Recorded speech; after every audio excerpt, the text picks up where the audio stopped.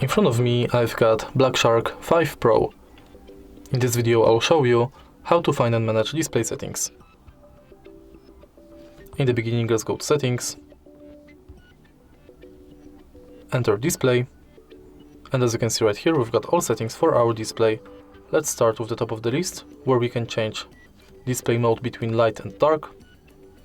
We can schedule the dark mode, and in more dark options, you can adjust wallpaper to dark mode and adjust text and backgrounds automatically. Next, you can change brightness level manually via adaptive brightness, and you can enable or disable sunlight mode. Then you can enable or disable reading mode between classic and paper and schedule it. Next, you can change color scheme between saturated, natural, standard, and you can change color temperature between custom, cool, warm and the default.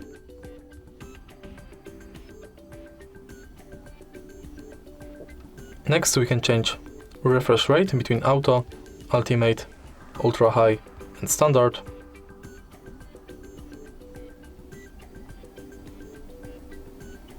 Then we can change font size, text size, manage when device is in VR to reduce blur or reduce flicker, and enable or disable auto rotate screen.